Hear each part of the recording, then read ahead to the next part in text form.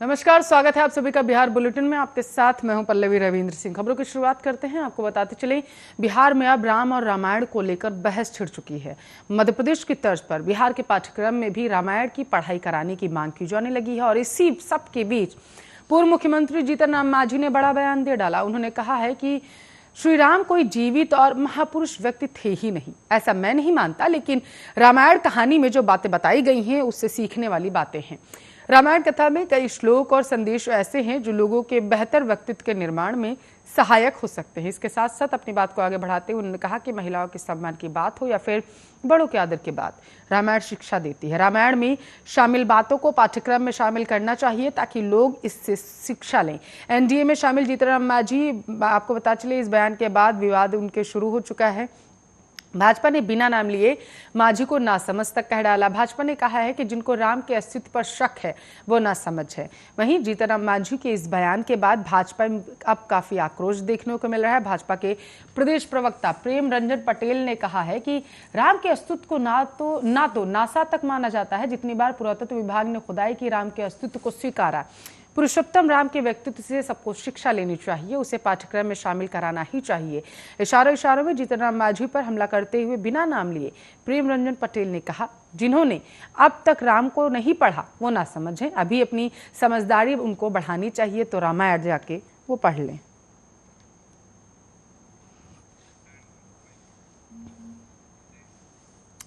तो लोकसभा चुनाव में टिकट देने के नाम पर तेजस्वी यादव, आपको बताते चले, मीसा भारती और इसके साथ साथ मदन मोहन झा सहित 6 लोगों पर 5 करोड़ रुपए का लेने का आरोप है। इस मामले में एलजेपी सांसद चिराग पासवान ने बीते मंगलवार को नेता प्रतिपक्ष तेजस्वी यादव का साथ दिया। चिराग पासवान ने कहा कि किसी के आरोप लगाने से कुछ नहीं होता, आप आरोप लगा रहे हैं तो उसकी जांच भी होनी चाहिए, अगर कोई दोषी है तो उस पर कार्रवाई होगी।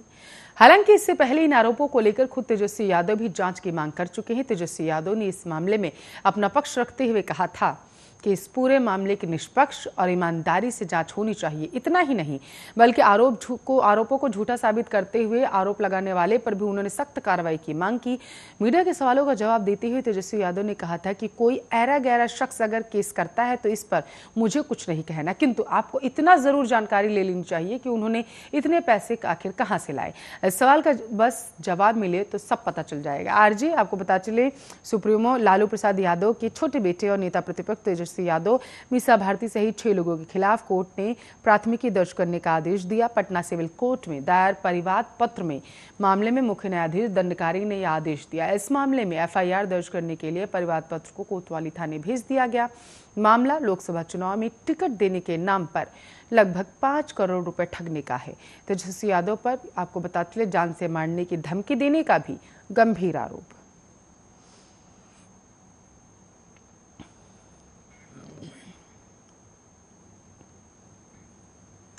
तो बिहार के पूर्व मुख्यमंत्री भोला पासवान शास्त्री के 108वीं जयंती के पर मंगलवार को जमुई सांसद चिराग पासवान प्रदेश के पूर्णिया जिले के बौरगाछी स्थित उनके आवास पहुंचे थे। उन्होंने उनके घर पर ही भोजन किया और रात का विश्राम भी वहीं किया था। इधर चिराग पासवान को देखने के लिए गांव के लोगों की भीड़ उमड़ पड़ी थी। सबने एलजेपी नेता का भव्य स्वागत किया। इधर प्रेस को संबोधित करते हुए चिराग पासवान ने दिवंगत भोला पासवान शास्त्री और उनके पिता स्वर्गीय राम विलास पासवान के रिश्ते काफी घनिष्ठ थे। उन्होंने कहा, उन लोगों की विचारधारा दलित समुदाय के उत्थान की ओर थी। ऐसे में उनके घर आकर, उनके चूल्हे का भोजन कर, उनके ही घर पर रात गुजार कर उस अनुभूति को प्राप्त करना मकसद जो उनके पिता ने प्राप्त किया था। बताते चले कि पूर्णिया के उक्त घर से भोला बाबू के राजनीति की शुरुआत हुई थी। ऐसा माना जा रहा है कि चिराग जो नए सिरे से राजनीति शुरू कर रहे हैं वो यहां से उन अनुभूतियों को प्राप्त कर आगे बढ़ेंगे। जानकारी के अनुसार चिराग के आने को लेकर घर की महिलाएं दिन से ही भोजन की तैयारियों में जुट गई हैं। घर की महिलाओं ने आलू का भुजिया, परवल की सब्जी, साग और मछली का इंतजाम किया था।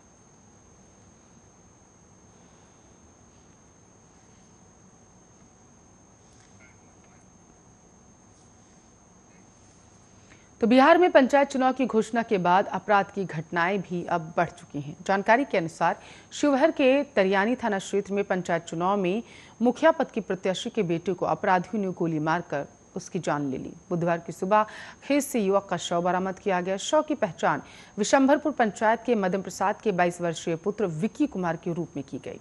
उसकी मां, आपको बताते चले, इंदु देवी पंचायत चुनाव में मुखिया पद की प्रत्याशी हैं। घटना के संबंध में बताया जा रहा है कि बुधवार की सुबह स्थानीय लोगों ने शव को खेत में देखा था। इसके बाद लोगों ने घटना की सूचना तरियानी थाने की पुलिस को दी थी। सूचना के बाद घटनास्थल पर पुलिस जो थी वो पहुंच गई थी। डॉग स्क्वाड से भी आसपास जांच की गई। विकी का शव विशंभरपुर पंचायत के सुल्तानपुर घाट नदी के पास एक धान के खेत में लहूलुहान हालात में पड़ा मिला। स्थानीय लोगों ने बताया है कि आपको बता चुके, उनका कहना था कि शव के समीप एक पिस्तौल और एक मोबाइल फोन पड़ा हुआ था और इसके साथ साथ यह आशंका जताई जा रही है कि किसी ने विक्की की गोली मारकर हत्या कर दी थी। उसके सबके बाद शव को खेत में फेंक दिया गया था। घटना के बाद से आसपास के लोगों में दहशत व्याप्त है। शव मिलने की सूचना के बाद मौके पर लोगों की भीड़ भी इकट्ठा हो गई थी।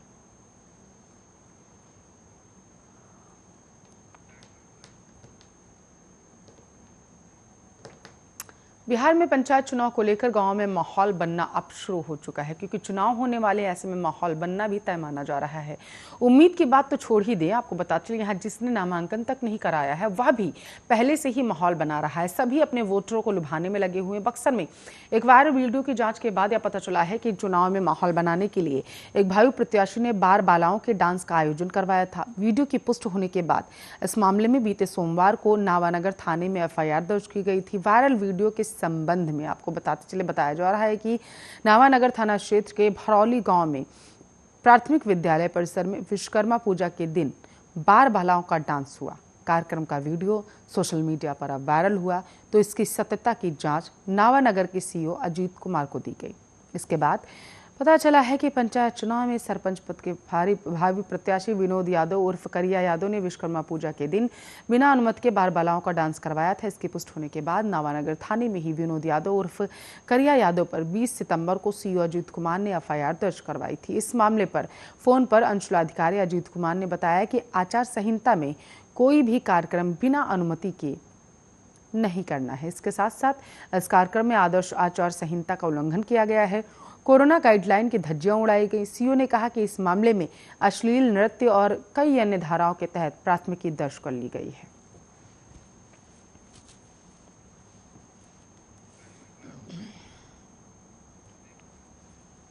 खबरों में आगे बढ़ेंगे। आपको बता चले, बिहार के सहरसा जिले में पुलिस द्वारा 2 लोगों की बेरहमी से पिटाई करने का मामला जो है वो सामने आ रहा है।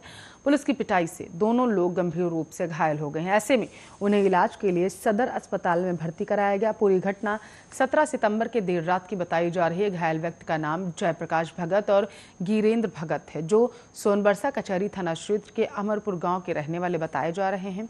दरअसल जयप्रकाश भगत कपड़ा व्यवसायी है। साल 2021 के मई माह में लॉकडाउन के दौरान अनावश्यक दुकान खोलने के मामले में सोनबरसा थाने की पुलिस द्वारा उसकी दुकान को सील कर उसके अलावा कई लोगों पर प्राथमिकी दर्ज की गई थी। वहीं आगे की कार्रवाई करने की जिम्मेदारी थाने में पदस्थापित ASI शिवपूजन कुमार को दी गई थी। पीड़ित का आरोप है कि ASI शिवपूजन कुमार द्वारा थाने से ही केस रफा दफा करने के लिए दबाव बनाया गया। इसके एवज में रुपए की मांग की जा रही थी। इसी बीच 17 सितंबर को पीड़ित ने न्यायालय से जमानत करा ली थी। रात अधिक हो जाने की वजह से थाना में बेल स्लिप जमा नहीं कर पा सका था और ये बात ASI को नागवार गुजरी और उसी रात वे दलबल के साथ सिविल ड्रेस में उसके घर पहुंचे और घर में घुसकर उसे जबरदस्ती थाने ले गए।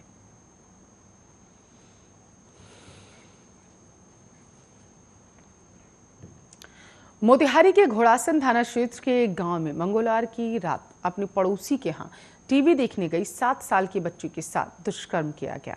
दुष्कर्म करने वाले ने ही बच्ची की गला दबाकर हत्या कर दी।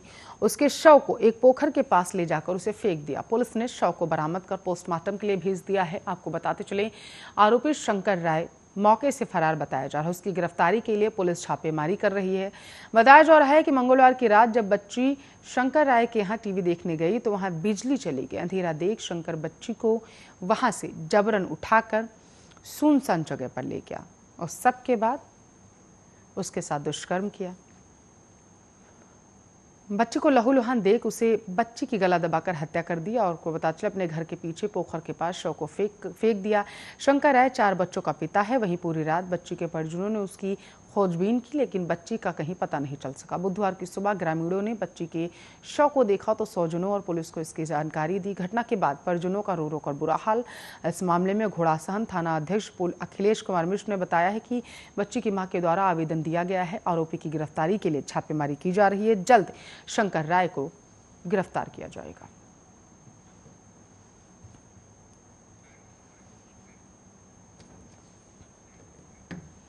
दिल्ली में 2 आतंकियों के पकड़े जाने के बाद बिहार में रेल महकमा हाई अलर्ट पर अब आ चुका है।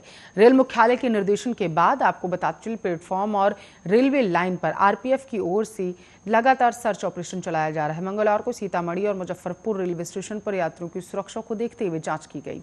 हालांकि अब तक की जांच में कोई संदिग्ध सामान फिलहाल के लिए नहीं मिला है।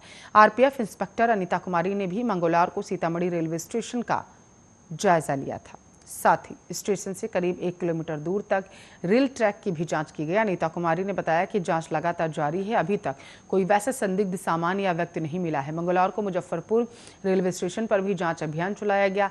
नेपाल से सटे इलाकों से आने वाली ट्रेनों पर विशेष नजर है। मुजफ्फरपुर जंक्शन पर जगह जगह स्वान दस्ता और जीआरपी की टीम द्वारा प्लेटफॉर्म परिसर और ट्रेनों में जांच की गई। जीआरपीएफ थाना अध्यक्ष दिनेश कुमार साहू ने बताया है कि दिल्ली में 2 संदिग्धों की गिरफ्तारी के बाद अलर्ट कर दिया गया है। इसी के मद्देनजर लगातार जांच की जा रही है। नेपाल से आने वाली ट्रेनों पर विशेष नजर रहेगी। और इसके साथ साथ दिल्ली में कुछ दिनों पहले 2 आतंकियों को पकड़ा गया था। उनके तार पाकिस्तान के आईएसआई एजेंट से जुड़े होने की संभावना जताई गई थी। इसे लेकर रेल मंडल सुरक्षा आयुक्त ने समस्तीपुर, दरभंगा, सीतामढ़ी, सुपौल, मोतिहारी, मधुबनी, बेगूसराय, सहरसा, मधेपुरा सहित बिहार के सभी जिलों के लिए अलर्ट जारी कर दिया था।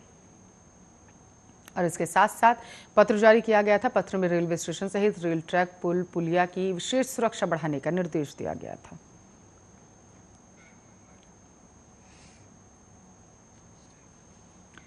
तो सुपौल के छातापुर थाना क्षेत्र के गांव में सोमवार की रात ग्रामीणों ने एक युवक को उसकी प्रेमिका के साथ पकड़ा।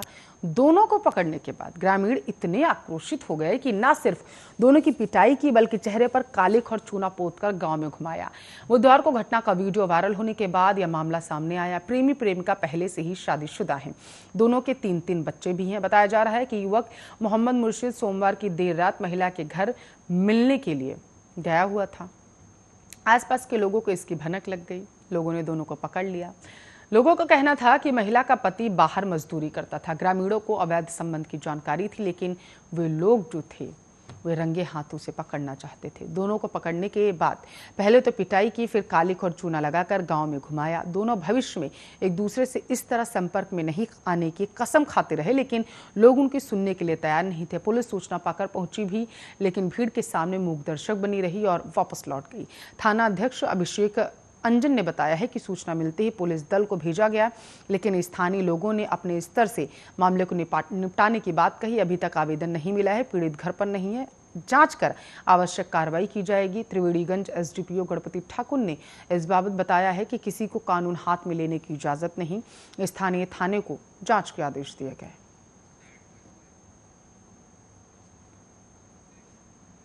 आरजेडी सुप्रीमो लालू प्रसाद यादव के बड़े बेटे और विधायक तेज प्रताप यादव अपने अंदाज के लिए जाने जाते हैं। कभी वह आपको बताते चले कृष्ण बनकर वृंदावन में घूमते हैं, तो कभी सोशल मीडिया पर बांसुरी की धुन पर वीडियो बनाकर पोस्ट करते हैं। इस तरह वे अपने अंदाजों से हमेशा चर्चा में रहते हैं। इस बार तेज प्रताप यादव राष्ट्रपिता महात्मा गांधी की शरण में हैं। मंगलवार को ट्विटर पर उन्होंने कई तस्वीरें शेयर की। तेज प्रताप यादव ने एक वीडियो भी पोस्ट किया, जिसमें वह उस कमरे को भी देखने गए जहां महात्मा गांधी ने अपने जीवन के अंतिम 144 दिन बिताए। वीडियो में एक और व्यक्ति है जो गाइड की भूमिका में है। आपको बता चले वह तेज प्रताप को महात्मा गांधी से संबंधित लगी तस्वीरों और यहां उनके गुजारे गए दिनों के बारे में जानकारी दे रहा था। तेज प्रताप यादव दिल्ली के गांधी स्मृति समाहरणालय के भ्रमण करने गए थे। वहीं का ये वीडियो था। फोटो में तेज प्रताप महात्मा गांधी की मूर्ति के सामने हाथ जोड़कर खड़े हैं। सूत काटते गांधी और कस्तूरबा की मूर्ति को आगे मारकर उन्होंने खिंचवाई है फोटो।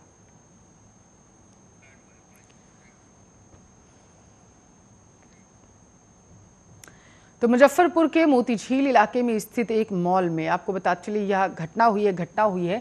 इस घटना का वीडियो जो है वो सोशल मीडिया पर जमकर वायरल हो रहा है। वीडियो के अनुसार मॉल के बाहर एक लड़का 4 लड़कियों के साथ खड़ा था। लड़कियां आपस में बहस कर रही थी। कुछ देर में 2 लड़कियां एक लड़की के साथ मारपीट करने लगती हैं।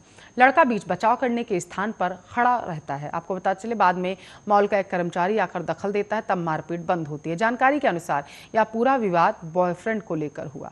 लड़कियों के बीच मारपीट के इस पूरे घटनाक्रम के दौरान लोग वीडियो बनाते रहे और तस्वीरें लेते देखे जा सकते थे, लेकिन बीच बचाव कराने के लिए काफी देर तक कोई आगे तक नहीं आया। स्थानीय पुलिस को इस घटना की कोई जानकारी नहीं है। मीडिया रिपोर्ट्स के अनुसार पुलिस ने बताया है कि हमारे पास किसी ओर से इस तरह की कोई शिकायत फिलहाल के लिए अभी दर्ज नहीं कराई गई है।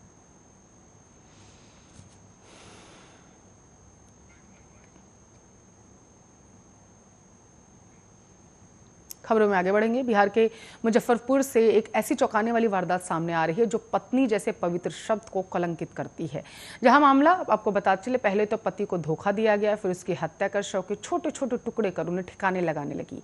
दरअसल पत्नी की क्रूरता की हद पार कर देने वाली यह वारदात मुजफ्फरपुर जिले के सिकंदरपुर ओपी इलाके की, जहां राधा नाम की महिला ने अपने पति राकेश साहनी के प्रेमी और बहन बहनों के साथ मिलकर हत्या की। इस घटना के बाद से पूरे इलाके में सनसनी है। बताते चले कि आरोपी महिला ने पहले पति की हत्या कर शव के 8 से 10 टुकड़े किए। इसके बाद इन टुकड़ों को एक ड्रम में भरकर घर में छिपा दिया। फिर उनको गलाने की तैयारी हो गई। तेजाब, नमक और केमिकल का इस्तेमाल किया गया ताकि सारे सबूतों को आसानी से मिटाया जा सके। महिला ने पति के शव के टुकड़ों को गलाने के लिए तेजाब, नमक और केमिकल का छिड़काव किया, लेकिन इसी दौरान अचानक ड्रम में बड़ा केमिकल धमाका हो गया, जिसके आसपास के लोग मौके पर पहुंच गए। धमाके की वजह से इस तरह से पूरा मामला सामने आया। पड़ोसियों ने पुलिस को मामले की जानकारी दी। मृतक राकेश के भाई दिनेश सहनी ने पुलिस को बताया कि उसका भाई दिल्ली में रहता था। वह करीब 6 दिन पहले ही घर आया हुआ था। इसी बीच राधा और उसके प्रेमी सुभाष के बीच संबंध बन गए। दोनों ने मिलकर भाई की हत्या कर दी। दिनेश ने आरोपी महिला राधा और उसके प्रेमी सुभाष सहित 4 लोगों को गिरफ्तार कर लिया है। मामला दर्ज कर लिया है। आगे की जांच की जा रही है। आपको बता चले, मृतक राकेश शराबबंदी के बाद अवैध रूप से वहां पर शराब बेचता था। उसकी इस काम में मदद सुभाष करता था। वह किसी भी समय घर आता जाता था। इसी बीच राधा और सुभाष के बीच संबंध बन गए। दोनों ने उसे रास्ते से हटाने की इस घटना को अंजाम दिया।